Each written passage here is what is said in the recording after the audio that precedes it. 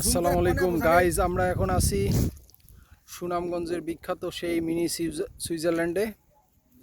আসলে অবস্থানটা ছোট হলেও এটা অনেকটা মিনি সুইজারল্যান্ডের মতোই দেখতে।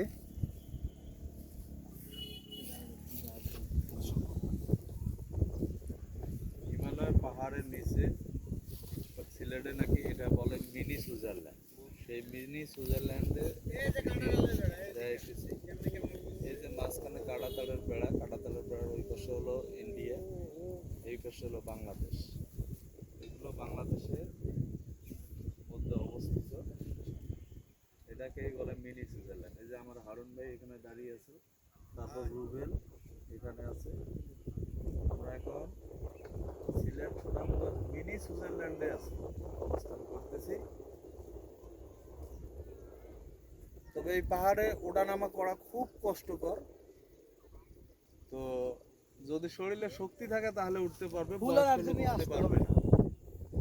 এই যে আমার শরীর, এই যে আমার শক্তি আছে।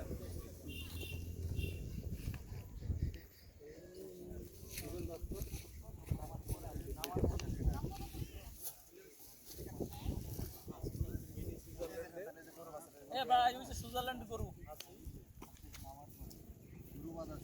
তবে এখানকার অনেক সুন্দর।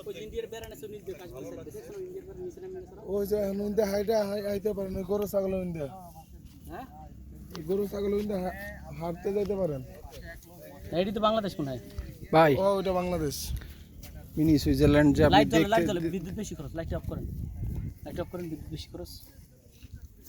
মিনি সুইজারল্যান্ড যে আপনি দেখতে আসছেন, আসলে কি আপনি ফিলিং পাচ্ছেন ওই রকম সুইজারল্যান্ডের মতো? আসসালামু আলাইকুম।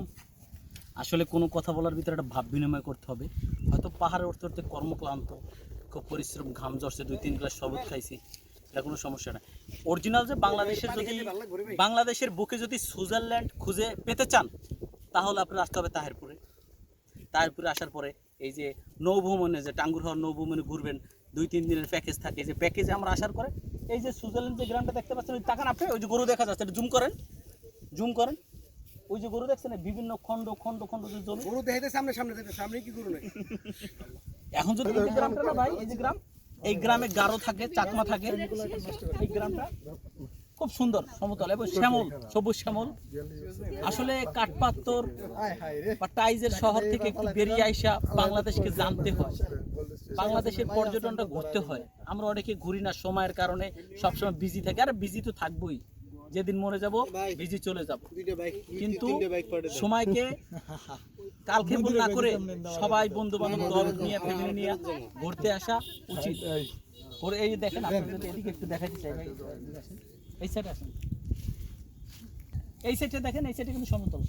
এই দেখেন আপনি, আর এই পাহাড়ের ভিতর পাথর দেখছেন, আল্লাহর যে নিয়ামত, এই নিয়ামতকে অনেকে বিশ্বাস করতে চায় না, মনে হয় আজগুবি হয়ে রয়েছে ভাই। তাহলে এটাই বলবো ভাই, আরো বলার অনেক কিছু আছে, তাই সবাই ভালো থাকবেন।